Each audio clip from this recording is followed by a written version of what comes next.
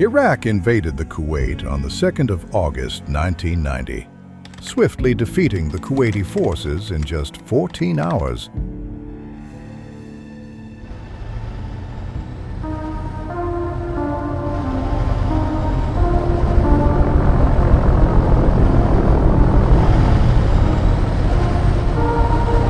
And from the 4th of August onwards, held on to its occupation of Kuwait for 8 long months.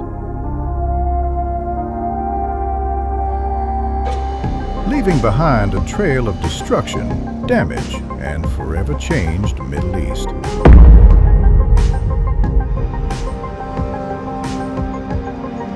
The U.S. and coalition forces launched Operation Desert Storm,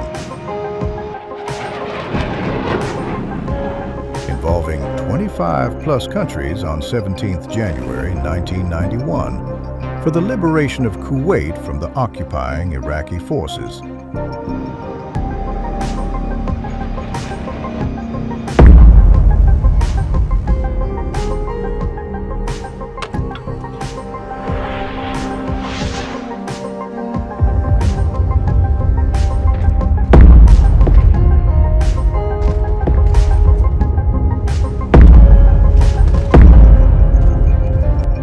Iraq's plan to engage the coalition troops in a long ground battle falls apart at the very beginning of the war.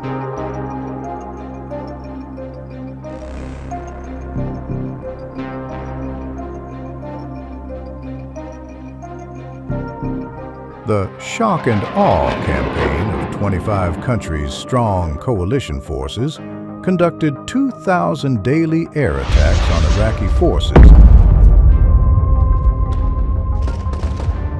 crippling their capability to fight back.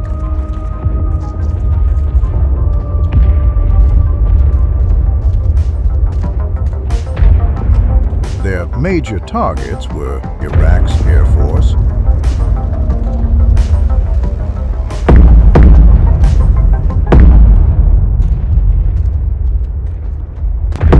the command and control centers,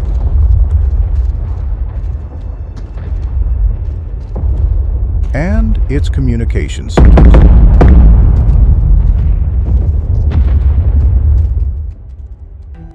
On paper, Iraq had the 4th largest army in the world, with some 950,000 army personnel, 5,500 main battle tanks,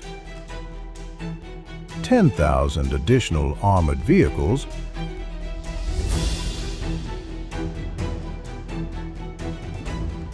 and nearly 4,000 artillery pieces.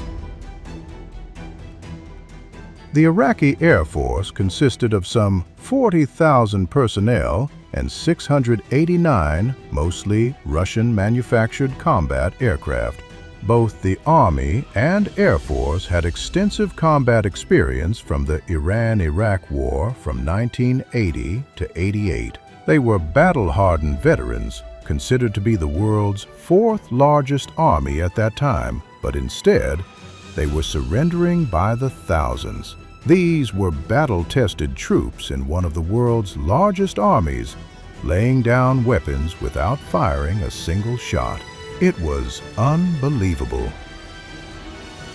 In wake of the unexpected results and Iraqi troops surrendering en masse, Saddam Hussein met with his generals in Basra on January 27, 1991. ما الذي يحدث بحق الجحيم؟ قواتنا المجربة تستسلم دون إطلاق رصاصة واحدة. لماذا؟ أحتاج إلى إجابات الآن.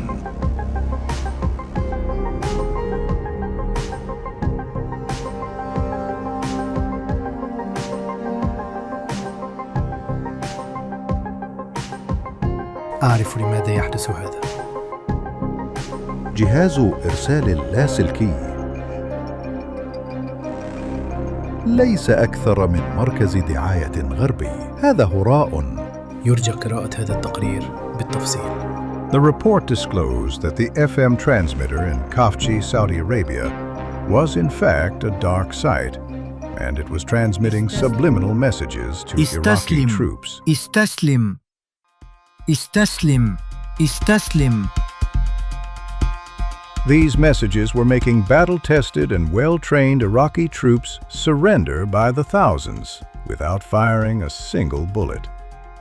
This mind control game was new and dangerous. دمره خلال 3 أيام. ولكن ليس لدينا دعم جوي. غزو السعودية دون دعم جوي. انتحار. Khafji, located deep inside the Saudi border, was a mostly deserted border town. 3 أيام يا صلاح. لديك 3 أيام. حان وقت غزو الكيف.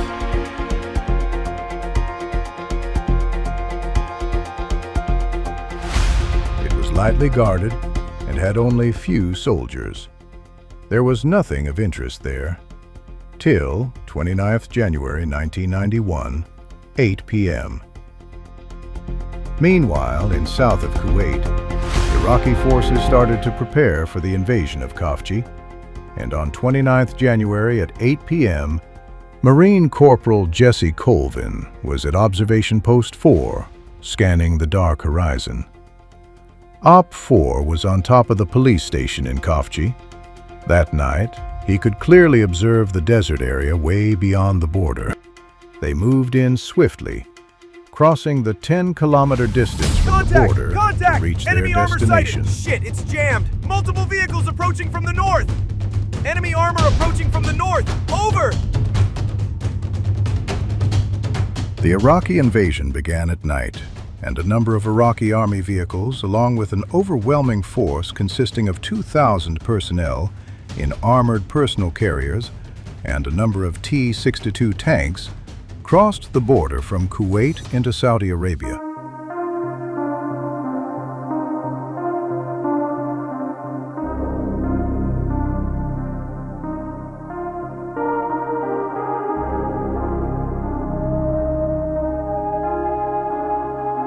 In less than 36 hours, Khafji was recaptured by the U.S. and coalition forces, but Iraqi forces achieved their objective. U.S. Marines didn't know what they were guarding, and Iraqi intelligence was right. The United States had deployed a subliminal weapon. Do you like this story and want to see more like that? Like, subscribe, and share our stories, so we can become a better, stronger community.